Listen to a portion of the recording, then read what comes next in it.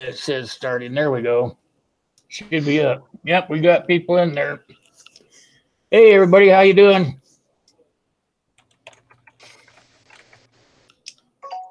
It's E Farmhouse in here. We got Uncle Al, Farmhouse Fanatic, Backwoods Law, Shiloh. Hey, Keith, how you doing? We'll just sit here and let some people move in here before we get started.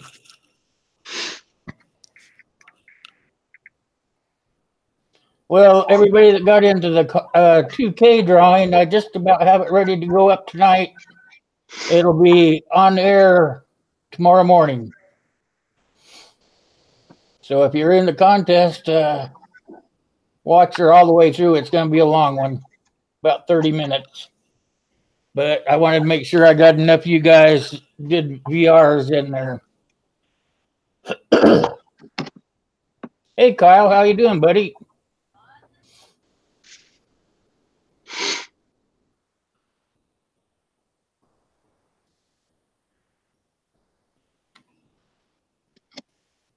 I get this popped out while they're doing that.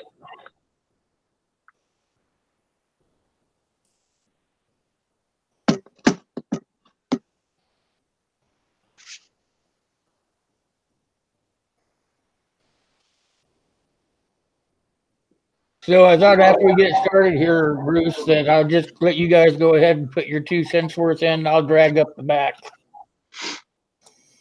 Is that okay with you guys?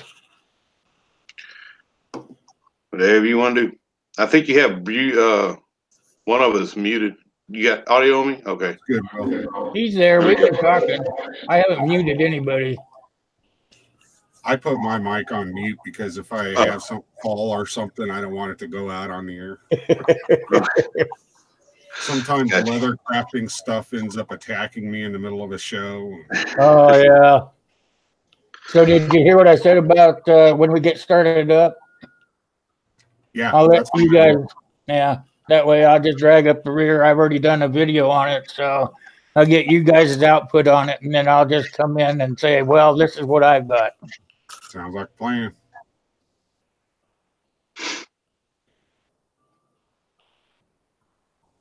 Well, how are you guys doing out there in the side chat? I can see you guys, so you can talk if you want.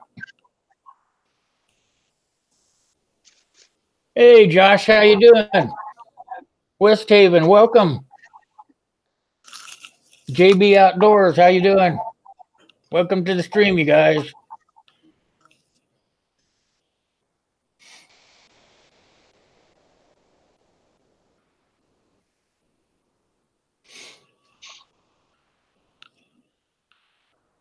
Emmy's in there. Can you guys see it? Yeah. Let's see. 9. 9. Yeah, don't forget to do the thumbs up over there. Yeah, hit that thumbs up, you guys. I can see those. Some of you are forgetting to thumb up before you come in.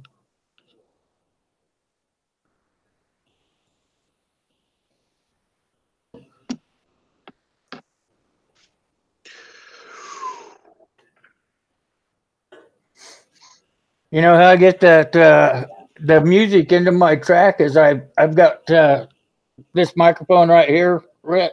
I don't know if you can see it. Yeah, I can see it. But this is the one I use, and it's bendable and stuff. And I can just fold it right down on top of my phone, and I got no copyright music on my phone, and I just light her up.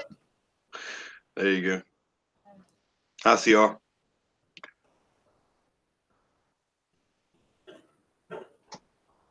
I just do whatever works. Not really computer literate too much. I just work it out. Yeah, me either. All right, let's get her started. Welcome to tonight's stream.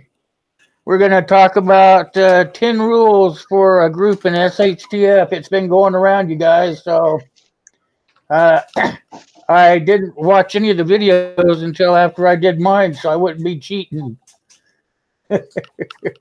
So what I'm going to do is I'm going to let Red start out, and then Backwoods Law will come up behind him, and I'll close her out with mine.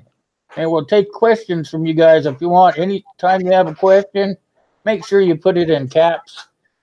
Oh, and you, Keith, you got to put yours in little ones. Hey,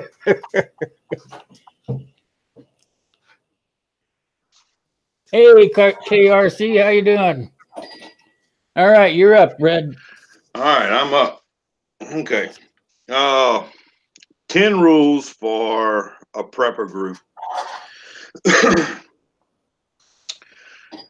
The first thing is I think you have to realize that it's your group. So there's really no right or wrong answer. It's what's going to be working for you, and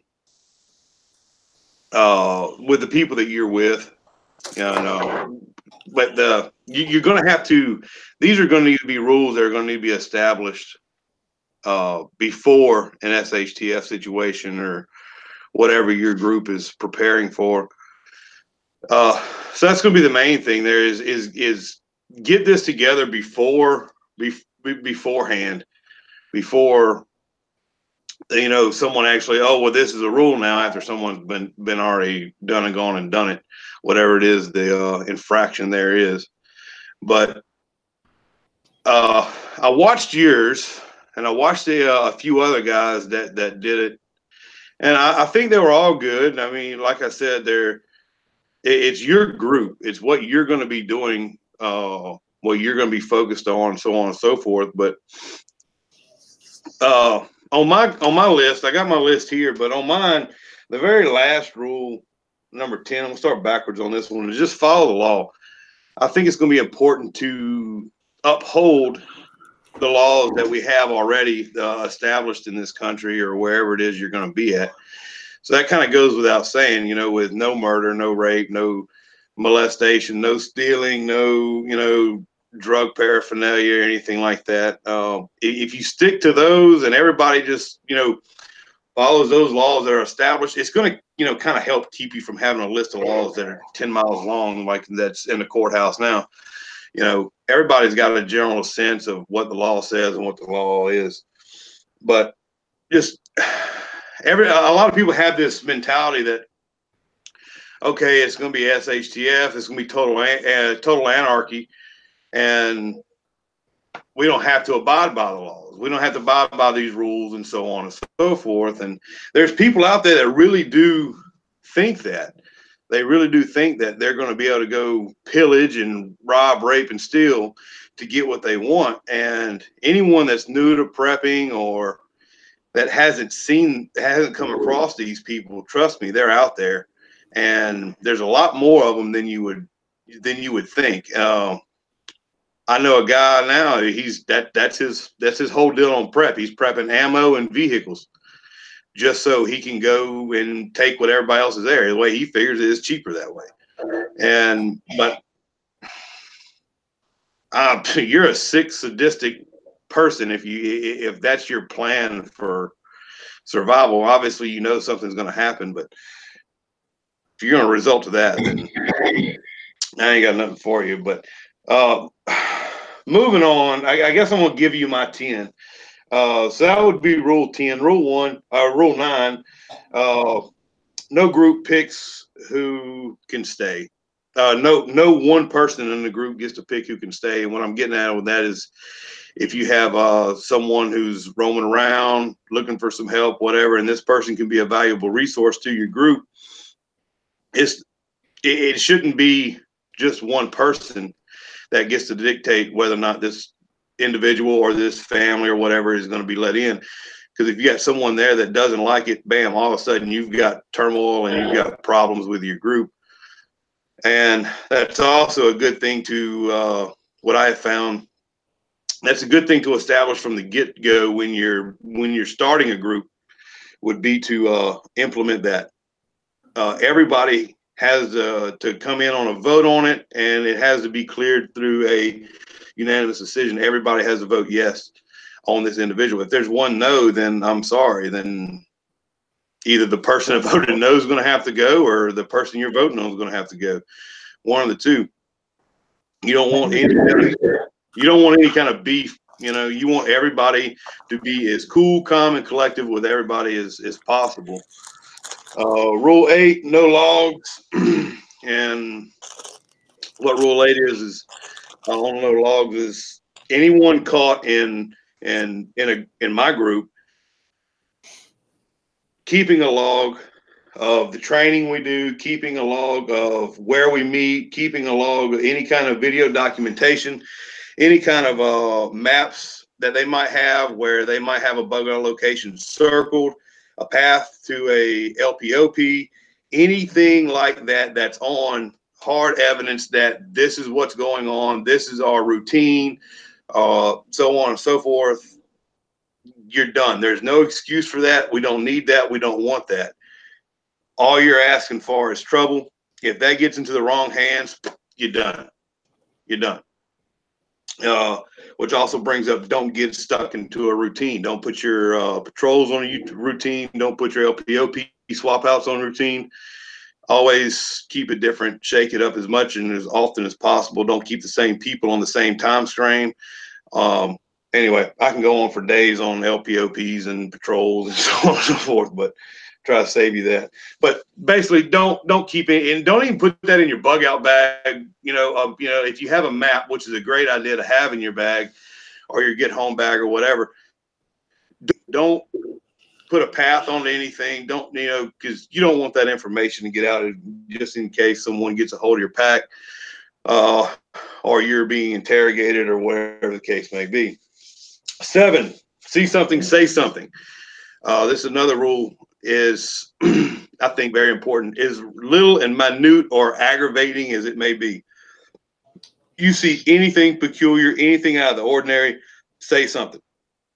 Whether it's on LPOP, whether it's on patrol, whether it's you're out there doing gardening and you think you might have saw something shoot across in the woods, open your mouth, say something. Don't be scared of oh, well, he's always seeing something. No. Investigate it, check it out. Same thing with the people in your group. If John Doe is having some issues there, but he's not talking about it, no one else is talking about it, maybe this is something that you should bring up to maybe your medic or whoever is going to be designated doing some counseling or whatever the case may be, because you don't know what that person's going through, what kind of issues they might be having, so on and so forth. Those are little things that can tear down your group also. It can be a morale breaker. All of a sudden, John Doe falls out of a heart attack, but he's been showing symptoms for a little while and nobody said anything. This might have been something that maybe could have been stopped or avoided.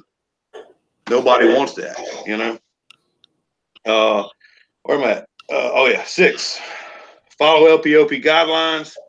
Just real simple. That's just a quick exit out of the camp right there for any kind of security breach that might be because you failed to do your job on security.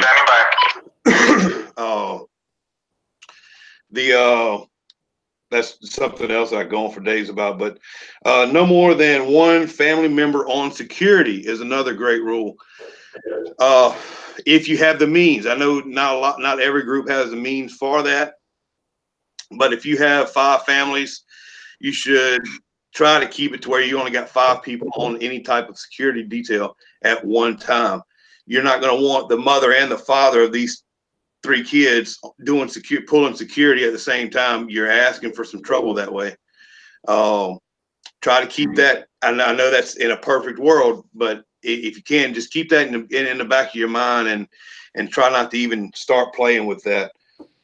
And I'm sure you can see why. Work details must be shared. Unless we have an individual in our group they cook, they do a great job cooking. No one has any issues with them cooking. They love to cook, let them cook. But even still, that person is going to need a break. If you have someone that loves to garden in your group, they're going to need a break from time to time. Recognize that, okay, this person, they love to do the gardening, they love to do this or whatever. That's what they really want to do. That's great. But even your most favorite hobby, there's times that you need to just step away from it for a little while and recoup and just catch your breath on it. Take a little break from it, do something different. And that's all of us. You know, so there's no, you know, make that a rule that, you know, whatever that's going to work out for you and your group, you know, hey, look, I need a break. Somebody needs to fill in for me. That should be no questions asked. If that person says that, you take them up on it immediately, give them a break, if need be. And it's going to be scenario based. That you might not be able to, hey, look, we have no one here to cover your spot, but we understand we're going to get you taken care of as quick as we can. 3, there is an I in team. And what I mean by that is, I will do my part in this group. I will do my job. I will be dedicated. And if everyone has that I, that's going to make a great team. So, yeah, it's a play on words, but really what it is, you know, be dedicated. These people are looking out after you. You need to look out after them. These people are counting on you, just like you're counting on them in their role in the group. So don't do anything half-heartedly. You know, do your best, because that's what you're counting on everybody else to do. You're asking everyone else to do their best. That's only fair. You know, do your best and shine your light as bright as you can. That way everyone else can too. And it'll motivate them to do a better job, and so on and so forth. Rule 2, no sharing of living space. It's no secret. I'm from Louisiana, and we have the occasional hurricane here. And anyone that's ever dealt with evacuees, and what I'm getting at is, we get a hurricane, and 3 days beforehand, everybody's moving up north. Everybody's coming to my house. Everybody's going to, you know, everybody lives on the coast coming way up. Okay. And when you get 3 and 4 families under one roof,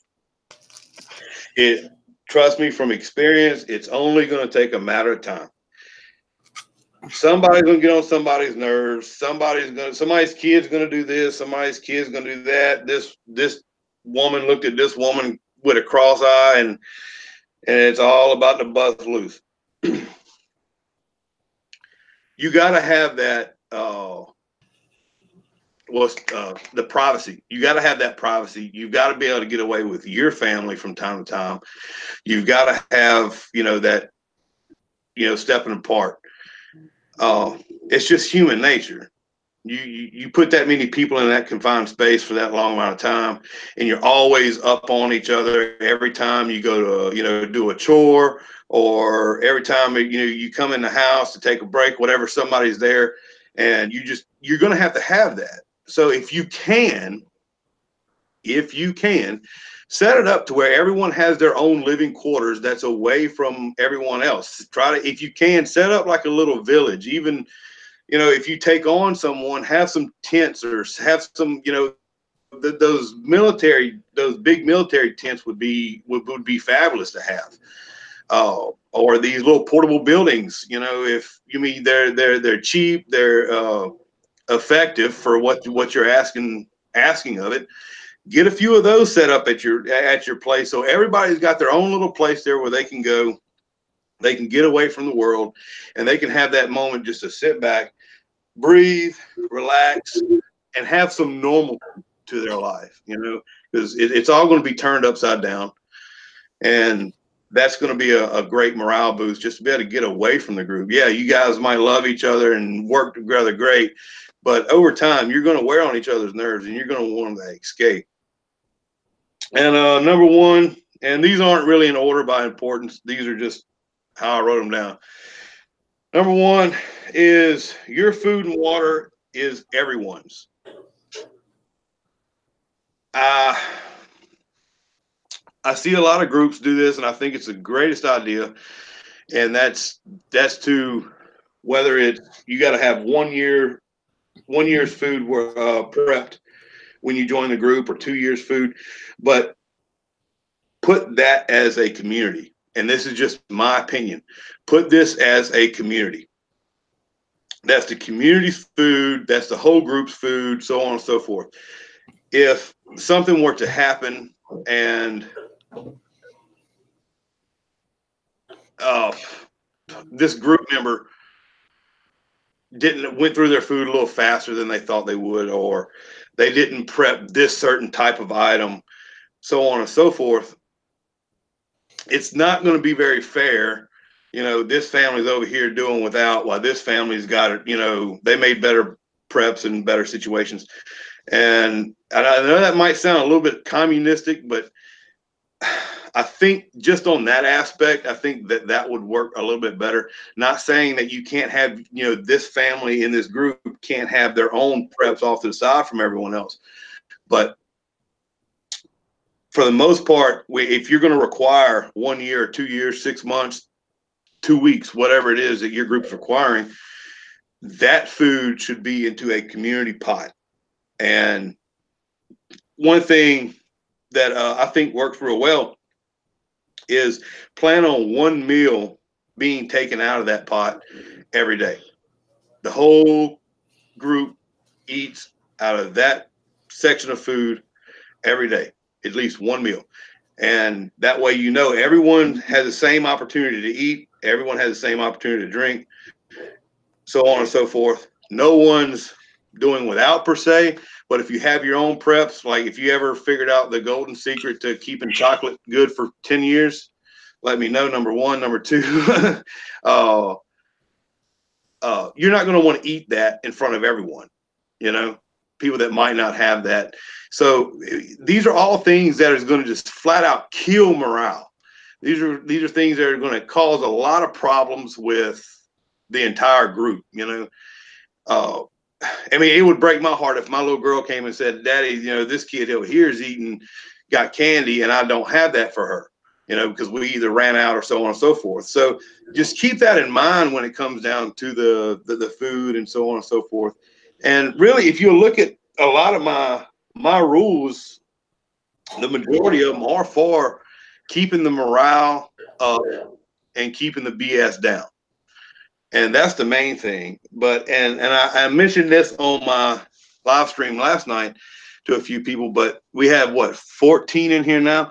My question is to everyone in here, what do you do when the rules are broken? What are you going to do? You're going to kick somebody out because they ate a piece of candy in front of everybody, no one else had some? You know, you can't really do that. You know, if you do dismiss someone from your group, I mean, you got to think about what the security risk is on that. Here they are. They know this. They know your security routine. They know your LP, where all your LPOPs are located at. They know where your food stored. They know all your little ins and outs of your camp there. And you're just going to turn this person out on the loose that's already got bad blood with you because they're out there on a rampage. So you kick them out. And then, you know, they're going to come back with 30 people that they've promised all your preps to you know, just to get back at you, to overrun you or whatever. So kicking someone out like that, I don't think that's quite the answer. But, you know, you're still human. You're not just going to off someone just because, you know, they fell asleep at LPOP, even though you'd probably like to. But, I mean, come on, get realistic here. I mean, what are you going to do? I don't have that answer. I've yet to have that answer. And I think it's probably going to be down to more of a circumstance. And I'm leaning more towards the Old Testament here when I say this, but I'm leaning more towards an eye for an eye and tooth for a tooth. I think that might be the answer there. You know, you steal from a group member, well, we don't kick you out. Guess what? You're going to lose. We're going to go in. We're going to steal from you. But then again, all that's going to do is cause more bad blood. So what's really the answer? But that's my 10 rules, and that's my question that I have for everyone. Anyone feel free to chime in. I'd love to hear some answers and some ideas on this. And I think it's something that really needs to be talked about. Maybe not tonight. This one's about the 10 rules, but you can't have rules if you don't expect them to be broken. That's you know, true. what's the penalty for these broken rules? That's more along that. That's where my question lies. Is what's your penalty? So, but that's where I'm at on it. All right, Bruce, you're up. Hey, I remembered to take off the mute that time. How about that? Might have done this a time or two. I still got some practicing to do here, I see. Yeah. Okay, so see, what I'm going to do is I'm going to cheat because I'm coming at this from a totally different viewpoint and perspective. Most of my dealings in my daily life entails having to work with a community to get them all to work towards a singular goal of being prepared for floods, the cold weather coming up. If the chemical plant that's a half mile away has a problem, what are we going to do? Things like that. So rather than saying 10 rules, because I think everybody here in the chat and preppers in general understand that, number one, we're not going to understand what SHTF is going to look like until we're in it. So it's very hard to prepare for that. But what you can do are some common sense things. And to approach it from that aspect, to try and use common sense, which a lot of what Red was talking about were common sense type of rules. Fully agree with them. And that's good to have those concepts there. And especially in your group, those should all be things that are agreed upon within the group, because you have to have some kind of baseline to start from. However, we as human beings cannot possibly imagine and think of every possible scenario that's going to happen. That's a shortfall of just our ability to imagine things. There are things that can happen when things are sideways that nobody will think of except one person, and they execute that plan. And then what do you do? So you have to have the ability as a group not only to have your own rules for within your group and whatever's happening where you are, your static location, but you have to be able to flow and evolve with whatever the situation is. You have to be able to not only think outside the box, but think outside the county, think outside the state. You know, get your mind able to see the whole wide picture, because what's happening in your area may be completely different than what's happening 10 miles from you and could cause an issue for you. And you're not going to know that. I mean, even if you have all the radios in the world, if the people that are having an issue don't have radios and aren't able to get information out, you won't even know there's a problem until all of a sudden there's 700 people marching toward where your camp is. And you're like, where'd they come from? So you need to be able to make decisions on the fly as you're going, because just sitting down and stating, okay, well, these are the 10 rules and that's it, I think is very short-sighted, because how can you in 10 rules cover every possible situation that could happen after everybody's cheese slides off the cracker? You can't. I mean, it's just impossible to do that. I attempt to do as much as I can, being the emergency manager for my community, to prepare for everything that I can possibly see out there that will be an issue. But even I can't get all the plans done, not by myself. So you have to have, basically, you have to get a community that has the same ideals as you do. And a key point in that is people have to have the same, not the same, but very similar religious type beliefs and things like that, because that will be something that will create a fracture within a group really quick. If you have one person that believes in God and the other person says there is no God. Now, if you knowingly put those two people together and tell them to live together, you're going to have issues. And that's not something you're going to be able to cover with 10 rules for a prepper group after SHTF. That's just not going to happen.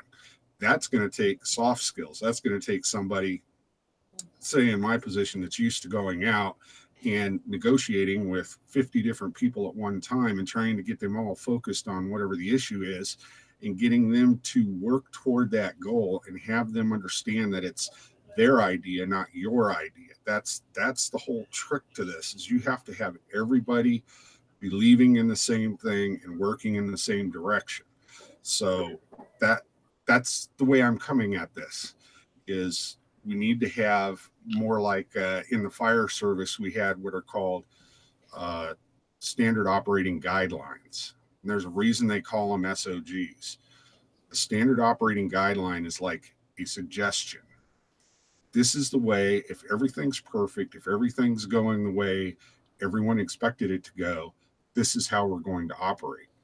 But within that standard operating guideline, there are also the ability for leaders, people that are there on the ground, right there at the fire scene, when something happens and it's not something that's accounted for in this guideline or rule, they can take the best possible action that they can think of at the time in order to resolve that issue. And if you have that type of mindset, you're going to be able to attack the challenges that are coming at you more easily, because it's not going to be the end of the world, because you're not pulling open a book. Oh, this doesn't fit any of the 10 rules. My God, what do we do? That would be a bad time to decide, oh, we didn't cover every eventuality, is when it's happening right in front of you. And you got some guy sitting there trying to flip through a notebook and say, well, where's that plan? That plan's not in here. Well, what do we do now? If you have already the mentality within your group and everybody understands that, hey, my voice matters, and somebody comes up with an idea, they will be more willing in a group like that to bring the idea forward, say, hey, let's attack this problem in this fashion. And everybody says, you know what? I don't have any ideas. Let's do it. And maybe it works, maybe it doesn't, but at least everybody has a voice in it. And I think that will alleviate the issues of the backbiting and backstabbing that goes on. And I'm sure Red can attest to this. In the fire service, it happens all the time. I mean, we try as hard as we can to foster a different type of attitude within volunteer firefighters, but it's partially because of human nature. People want to feel like they're important and that their opinion matters more than somebody else's. And an effective leader can make that appear to happen without actual actions that would cause other people to be heard about it. Because when you start getting those feelings involved, that's where all of your rules, all of your planning, and all of your preparation fall apart, because then somebody says, oh, well, guess what? So-and-so likes so-and-so more than me. Boom, I'm down the road, whether you like it or not. And then what happens? Like Red said, then you have somebody out there with bad blood that knows your entire camp, knows your strengths, your weaknesses, and is out in the wild. And if he runs into a group that's really hurting and knows they could benefit from stuff you have, then you've got a problem.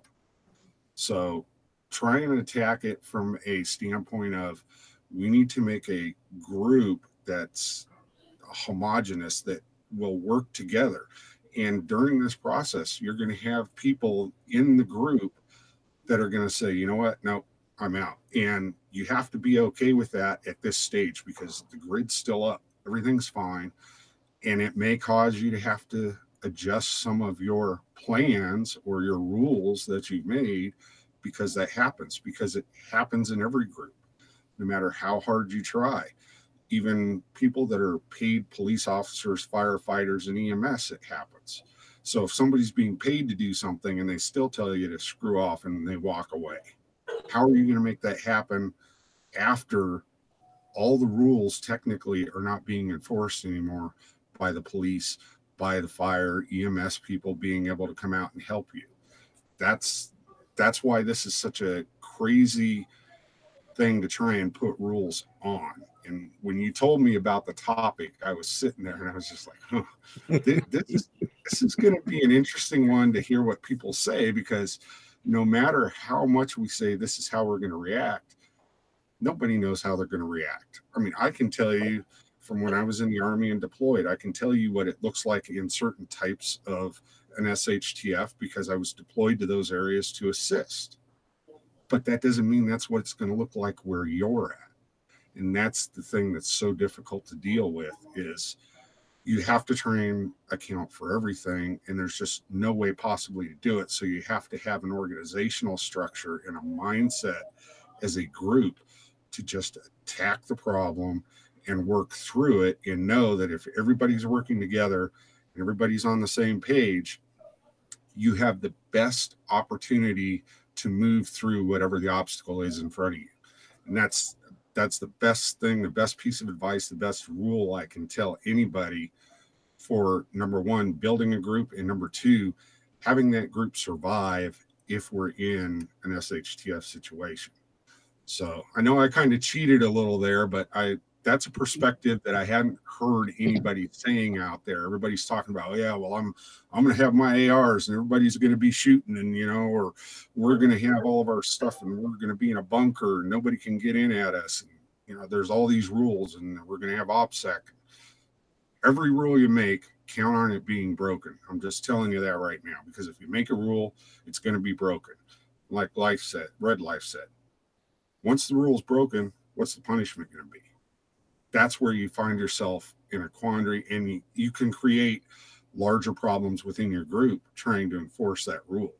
So there do have to be rules, and there has to be common sense type of stuff. And if you run into a person that wants to be in the group now while the grid's up, that doesn't like that has a problem with authority, that's probably the person you don't want to have in your group. And it's good to know that now rather than after an event has happened. So that's where I came at you from the 180 there, Will. I know I kind appreciate that. I really appreciate that, because everybody's got their own feelings. And when I did my video, I got a lot of flack for the way I put it, but I've had time to think about it since then, you know. And so I stayed with the 10, but I can explain them better now because I didn't explain them enough when I made the video. It's hindsight, you know, that kind of stuff, you know. But I can back up what I've got to say, because I am in agreement with Backwoods and Red. They both have their own way of looking at things, and I think we're basically on the same path, but we worded it different, I guess would be the best way to put it. So I'm going to start at 10 also, and I'll work my way up, and I'll try to explain to you my mindset as I did it, because I should have done that in the video, and I didn't do it. So maybe we can clear things up this way. And I've got number 10 as anyone that wants to join. Well, beginning, let me go back one step. And when I wrote these, it was for a post SHTF situation. Most people are already looking for groups as preppers. They're already starting to form groups. That way they can, like Backwoods said, you can pick the ones that are going to be more like you, you know. You want to try to weed them out before it happens. So your group is all going to be like-minded people.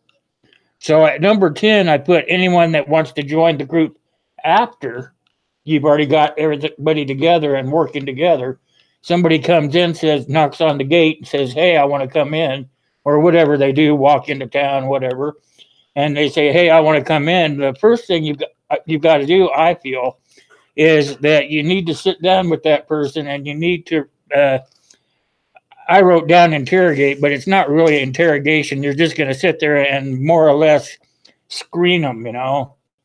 And you're going to make sure that they're going to be a fit for your group, because you don't want any troublemakers in the group, right? So what you do is you sit them down, you kind of, I guess it would be like an interview or screening, you know, and you make sure that you vet them into the group and that they completely understand the rules, and that if they can't abide by those rules, I'm sorry, but you're going to have to go down the road and try to find somebody that thinks like you do. So at number 9, same as Red, is all the preps will be warehoused. You know, it's the only way to make it fair. You know, it's like he said, you know, what if somebody's walking around with this big bowl of ice cream or a candy bar or whatever, you know, the other ones are going to feel left out. You know, it's just human nature. That's the way it's going to be. You can't do anything about it, you know. So all the preps will have to be warehoused, and you'll assign a person to be there that cooks the meals, hands out the food, whatever, you know. He keeps track of what's coming out so that as you go forward with your group, you got people out in the fields gardening, you've got the people doing gathering other food sources up, you know, and it's all going into the warehouse to be fed back out into the group as necessary, you know. So that's why I said that right there. It makes more sense, you know. You just want to try to keep everybody peaceful, you know. That's my thinking anyway. I hate drama, so I would want to make sure that everybody's as even as possible straight across the board when it comes to your food. Number 8, work parties will be formed and everybody will have a certain task to do, something along the lines of backwoods and red. But instead of, you know, working them in and out, you would want them to be in there for a while and then pull him out, let somebody else go in there for a while. It's called cross training. You just make sure everybody in the group can do the same thing everybody else can, in case there is a problem. You know, maybe somebody gets sick and can't do that task. Maybe somebody kicks the bucket, you know, maybe somebody leaves the group. So you always want to make sure everybody, because anybody can learn anything. If you want to take the time to work with them, you can teach anybody anything. I was talking to Backwoods before we started here, and I explained to him that I've taken regular people off of an assembly line and taught them how to weld. If you spend enough time with them, you can make them do whatever you're doing. So that's why I put it like that. And it's going to come in up the stream here a little bit, so I'll go into it more. But all adults will cross train. They kind of go together, 7 and 8. So that goes back to the deal is the more people know, the better it is that your community is going to survive. And if they don't, it's like it goes all the way back to you forming your group. Everybody in the group knows going forward that they're going to learn everything that has to be done so that sick people can be staying in bed to get well, or somebody, like I said, kicks the bucket, somebody can just step in and nothing skips a beat, you know. And so that's the reasoning behind that. Number 6 is murder, rape, brutality, or molestation is that the leader of the group will handle it, but it's not just him that'll handle it, and I'll get into that later, okay? But the leader basically make the decision. He's more like the judge, you know. And then 5 is all the weapons that you have, like the guns. Maybe knives would be left out. Everybody's got to have a knife on their side to do something, you know. But if you got guns and stuff, those should be locked up unless people are either out on patrol or on security duty. That will keep anybody from getting all bent out of shape and shooting each other. You know, sure, I have an AR, but if I have it in my house, somebody could steal it, right? Or I could get pissed off and go out and say, hey, you're all messed up. Bam, bam, bam. Well, they don't have the guns, they can't do it, you know. So if you just keep the guns like in a garrison, that's the best word I can come up with, I'm sorry. But you keep them locked up and then just put them out there whenever you got the security duties, or you might have somebody out on a forward security search, you know, of looking for stuff that you need. You know, you may need stuff to build your community.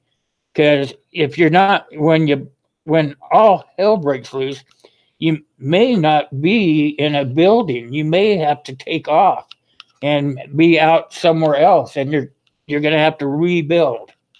So that's sort of where I'm at. You have to have security. So the security would be, hey, go out there 2 miles, 3 miles, and see what's out there. You know, see if there's anybody that's going to come and cause any issues for us, you know. So that's it. The weapons should be locked up and be doled out as needed for security reasons, and it keeps everybody on the same plane. Everybody's equal. 4, everybody within the group will have to work. I mean, it's none of this, well, I'm not going to get up today and do anything. I just don't feel like it. That's not how it's going to be, because when it's post SHTF, you may have to rebuild, and you're going to need every person in that group to be working to provide food services or growing a garden, several gardens maybe. You just never know. It depends on the size of your group. And that's sort of like another thing that I wanted to expand on was most people when they get their groups put together is they're not really that large. It really depends, you know. Most people I've been talking to in the community, their groups are small. They're not any more than 10 or 15 people. And that's what you're rebuilding with, you know. So you want to make sure that everybody's doing their share, you know. It's none of this, well, I'm not getting up today because Joe Blow over there, he decided that I can't do that job right. So I'm going to show him I'm just going to stay in bed today. Well, you can't have that, you know. Everybody's got to pull their weight. Okay, number 3, no drugs or alcohol unless they are dispensed by a dispensary. And that's another thing of making sure that you're not going to have people out there popping pills that they're not supposed to be, or drinking. Drinking should be definitely off the table until at least the community grows a little bit. They get some structures up and everything starts being sane again, I guess is the best word, because nothing's going to be normal. You can guarantee that, right?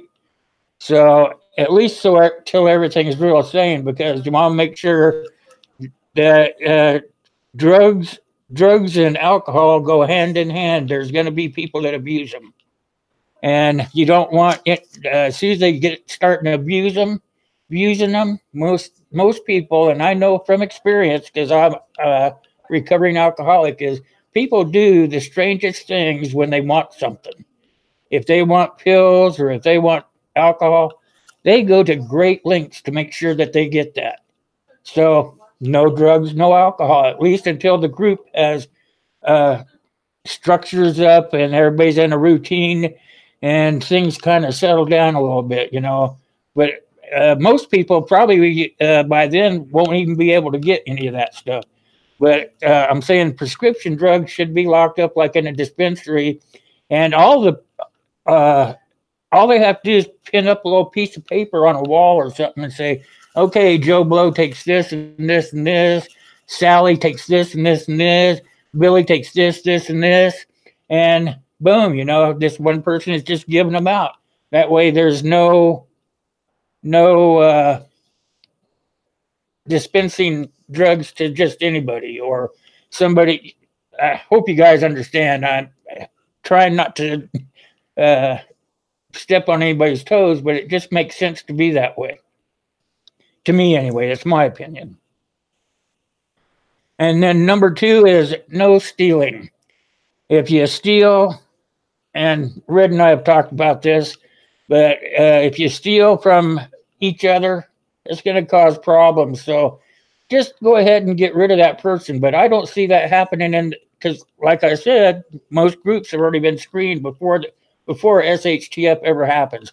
But if for some reason it goes back down to number 3, somebody gets drugged out or makes some prison wine or whatever they do, you know, then they may decide they need to be a little light-fingered so that they can use that to barter for what they really want.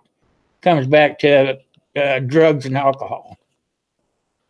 And then number 1, and got lots of trouble on this, but I didn't explain myself good enough, is that there will only be one leader. And the reason for this is that one leader, he can't not do it all. It's just like Backwoods said. he's not going to know everything, and he's not going to be able to do everything. There's just no way he can do that. So the leader will go ahead and he'll drop out people to kind of oversee everything else. Then if an issue comes up like somebody stealing or something, he can go to those people that he's put in charge of other duties and say, okay, what do you think we should do with this person? Uh, Red said, why would you want to kick them out? They might just come back with more people. But that's part of evolution. I'm sorry. Even today, in modern times, right now, even in modern times, people. Uh, shoot, I missed my thought thought process here. But even he's you know they're in place, so that makes them like a committee right there. So you got the leader there, but there's only one leader. There can only be one leader because if somebody happens to get in trouble in the group, he could gather up all his other helpers that are in a position of authority. He could get them all together to make sure that they could make the intelligent and safe decision for the whole group. And now I figured it out. Like Red said, so you kick them out and they come back. Well, if you kick them out, you're going to have to change the way you do everything. And that's not a bad thing because as you roll along and build houses or whatever structures we're talking about here, you could not worry about them coming after you because, like you said, you've got a garrison full of guns, So what? Hey, you got your patrol out there and they're saying, hey, here they come. Hey, you got to protect your own, That's how they do it now. So that's why I said that only one leader because he basically makes up the final decision. He could, I guess you could. I thought about this after I wrote that, but you can make sure that whoever you throw out there in authority of all the other chores that have to be done, you can make sure it's an odd number. So you could take a vote so that it would be like a democracy, so to speak. It would be odd man out sort of thing. So that's where I've got my 10 things at. So if there's any questions from the group, I'd be glad to take them. Make sure you put them in caps so we can see them, okay? Hey, well, I did see one question out there. I think when I was talking, Shiloh Sky had asked about setting up leadership and chain of command. Got to remember now, military people will not have a problem with this, or somebody who's been in a paramilitary type of organization like fire service, EMS, police. They all understand there has to be a command structure and a chain of command.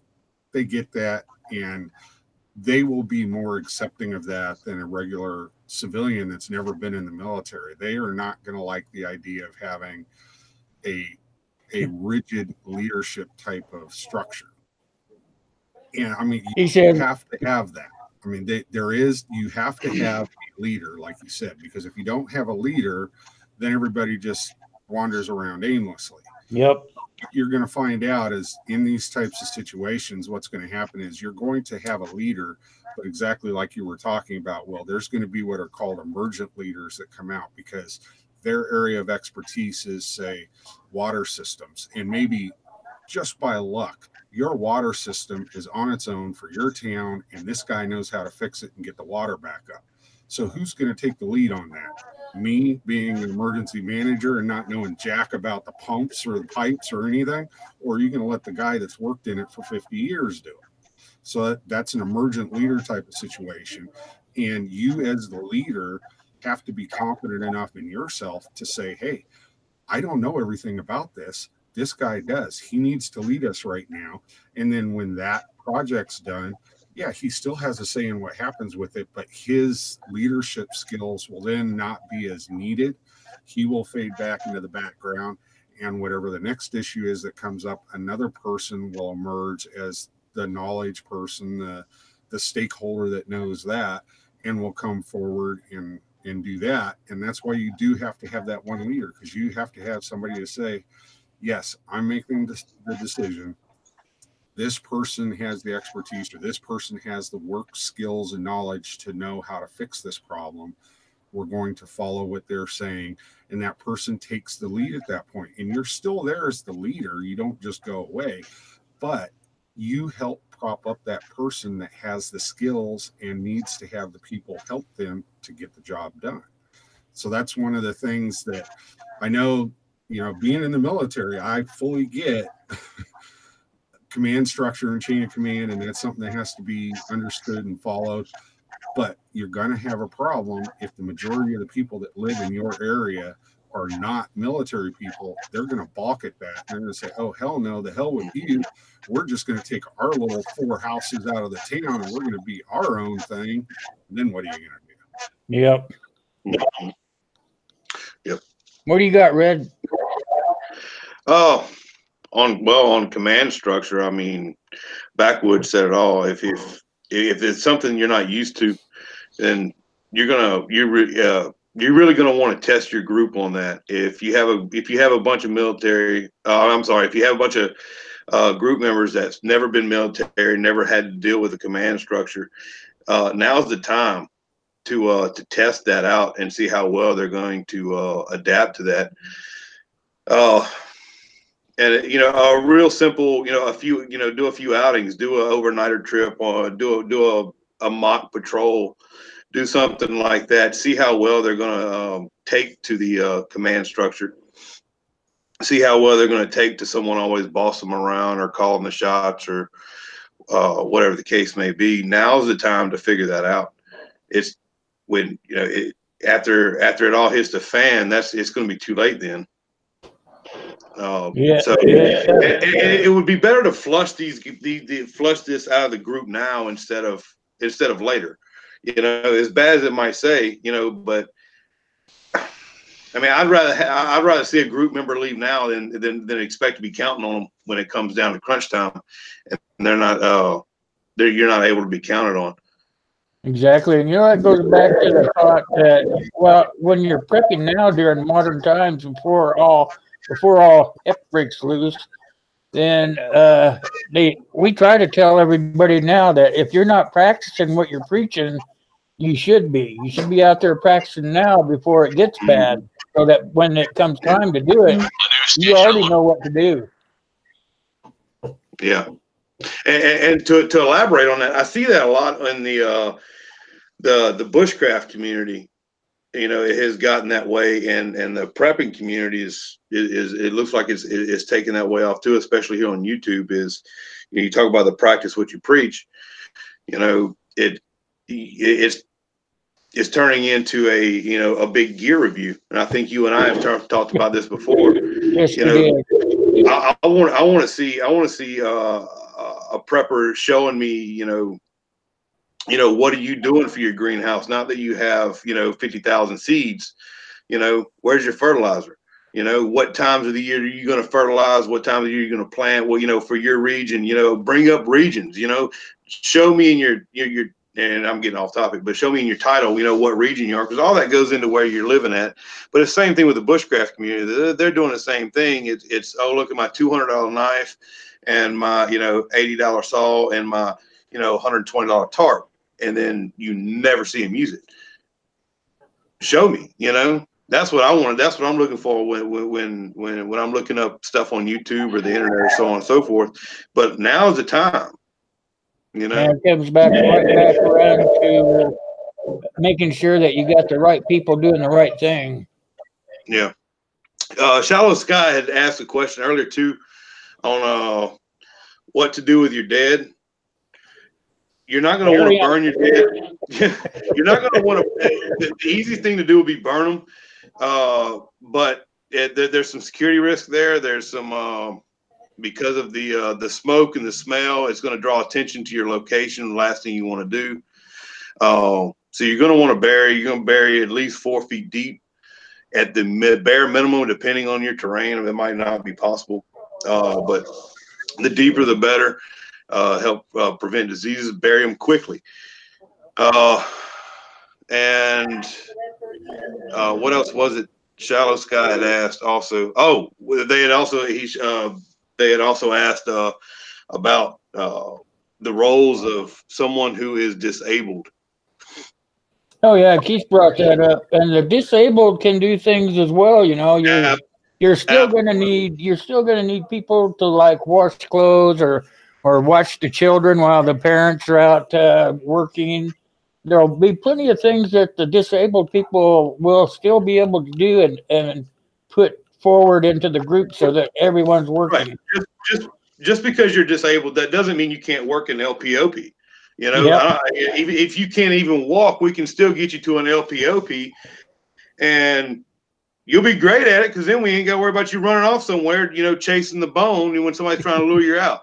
You know what I mean? There's 1,000 things I can think of a disabled person can do. And you know, my mother's partially disabled, you know, and I'm not going to exclude her from the group just because she's disabled. You know, she has a wealth of knowledge on stuff like this, you know. I mean, And hell, that was something I was going to bring up. Yeah. that woman, you know, taught me how to cook over an open fire, you know. The older people are going to be your teachers. Your disabled people and your older people, they have a lot of knowledge. They can put in a lot of input. What do you think, Backwoods? Absolutely. I mean, the older people in your community have probably forgotten more things than most of us know right now.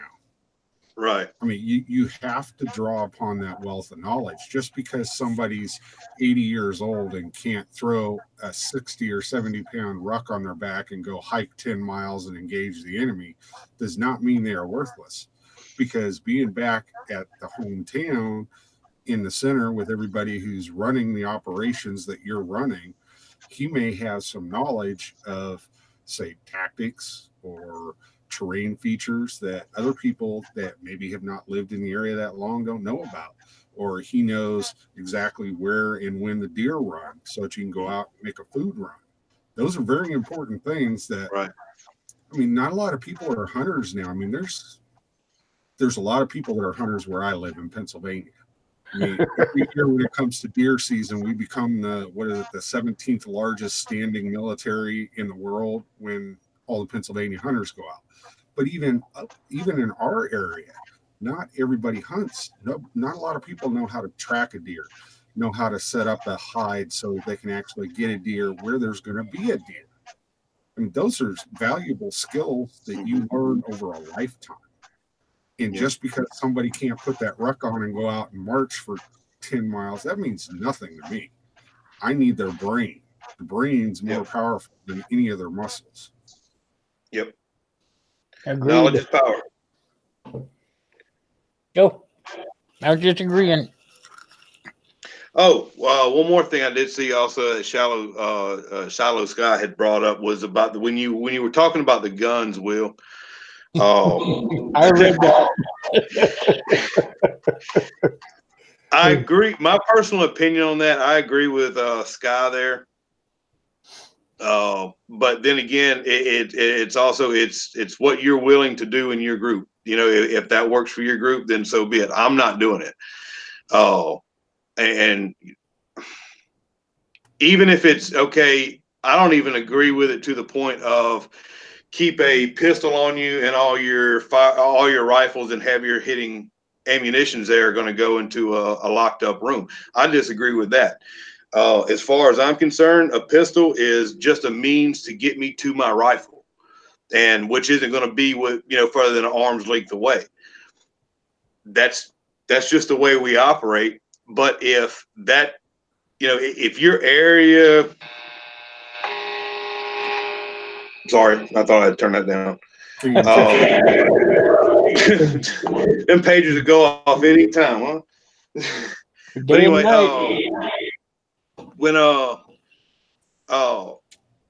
if your area might allow for it, whatever, I don't know. That's on your group, and that's the whole thing with the rules too. Back to the main topic here, it's good. It's got to be what works for your group, Exactly. And what works for I'm not where you are. You're not where I'm at. The cultures are different. The people are going to act different. The people are going to respond different. Where I'm at versus, if you're in, upstate California, you know, versus where, I mean, just even the you know, a short ride from Louisiana to Florida, you're going to get different cultures and different reactions out of people for different things. Here, you know, where I live, you could walk into Walmart, open carry, and no one's going to think anything of it. No one's going to question it one little bit. But you go to another state, you know, that's, you know, a little bit more on the liberal end of it. You try to go into anywhere open carry, regardless of whether it's legal in that state or not. You're going to get, you know, you're going to get looked at funny. You're going to get the cops called on you for whatever reason, and then it's a whole big issue. But That's like, how they are here. right, That's how they are here, and it's open carry here. But if you open carry here and you walk into places like Walmart, somebody either escorts you out or they call the cops, you know. And it's an open carry state. Mm-hmm. So I just wear a shoulder holster, piss on them. Yeah. Yeah. Absolutely. I can still get to it pretty fast in that shoulder holster. All I got to do is reach across and grab it, you know? Yeah. Yep. Yep.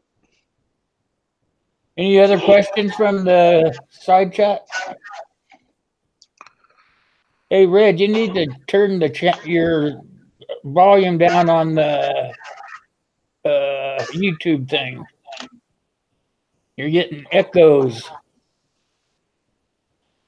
I was supposed to tell you that before we started. I forgot. Old age, you know. I don't even know how to do that, brother. Oh, I don't even have it. We'll work on it. It's no big deal. I'm muted on YouTube. That'll work. That's what I was talking about right there. Yeah. I thought it was. I thought I was too. It might be. Yeah, I'm still muted. You just put your mouse up into the left corner thing. That's how Bruce showed me.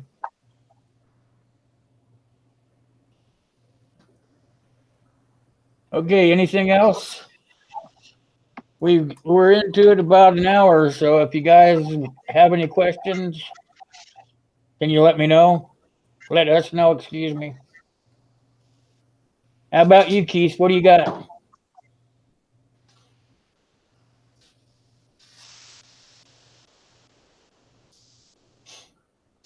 Keith always has something. Come on, brother. What do you got? Spit it out. Patches, who are you referring to? There's me, and I'm Red Life, and then there's Backwoods Law. Yeah, the Patches. You came in late. The Backwoods Law, myself, and Red Life.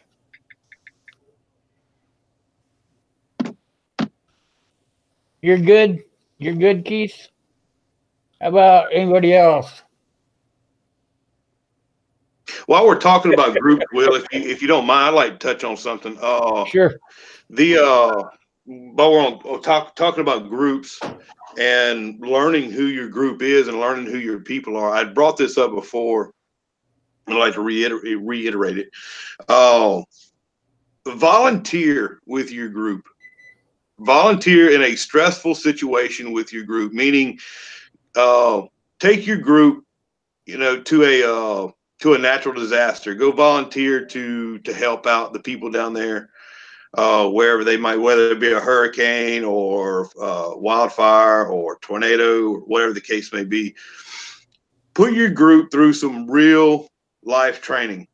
That way, it'd be a great way to exercise your command structure. It'd be a great way to exercise how you work as a team, how you function as a team, how you communicate as a team. Go volunteer for your local fire department, your local police department. You can go work a soup line at a homeless shelter and learn a lot about somebody. You know, exactly. You know, so do something like that with your group. You know, you're going to be getting an education out of it. You're going to help the community. You're going to be helping other people, and you get to see and learn a lot about who your group really is. You got anything Backwoods? Yeah, I'd just say, you know, what he's talking about is great. And what you also have to think about is understand you're not going to have 40 Green Berets that are going to be in your group. You're not going to have a group full of snake eaters that are just going to show up on your doorstep and they're going to take over tactics and security for your facility. That ain't going to happen. So what you need to do is you just got to make sure that you get everybody up to a level. They don't have to be door kickers, and they don't have to be, you know, a national level pistol marksman. You need people that are confident in how to shoot, are safe with a weapon, and have the confidence in themselves to actually do what needs to be done. There's a lot of people out there that are even police officers that go through an entire career and never have to draw their gun. And if they ever had to, they may not have been able to get the job done, because you have to have a certain mindset to do that. And not everybody's going to have that. But if they're just having to do suppressive fire or something, guess what? That means that a group of 5 or 10 of your guys that are able to go and run and kick a door can get somewhere. They don't have to be able to run to do suppressive fire.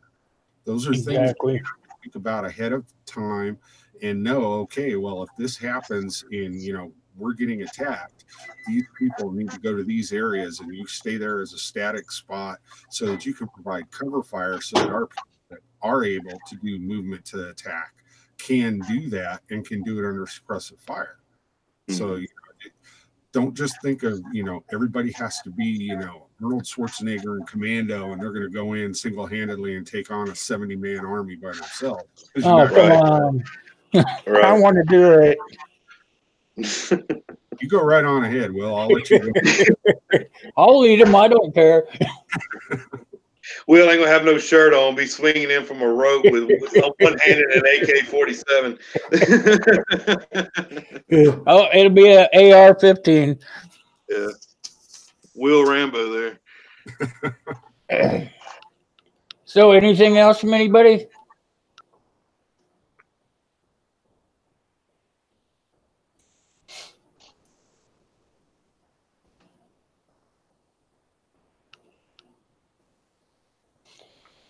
I'm getting that right. Patches says he's looking for vets or seniors. Is that for your group then? I think he said something about he's planning on doing the full Appalachian Trail. Oh, that would be way cool. A real good friend of mine did that. He said he'll never do it again, but he said it was it was interesting, he said. Yeah, that's a big commitment. Full age. Yeah. I think that's like what, if you're in good shape and you do it, it's like a 6 or 7 trip. Yeah, it took him all summer to do it. Yeah, that's a tough one. He said he'd never do it again, but he said it was worth it one time. Okay, if there's nothing else, I guess I'll close it out. I'm getting tired. I was already out here 3 hours earlier.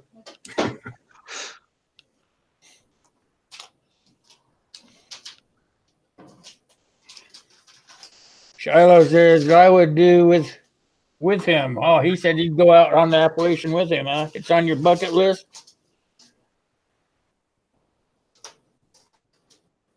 Yeah, I'm pretty good out in the woods. I spent most of my adult life out there.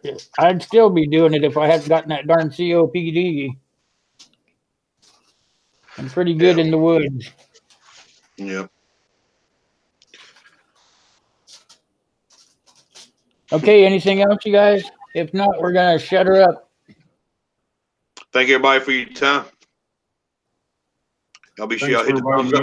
Will. Yeah, thank you, Will.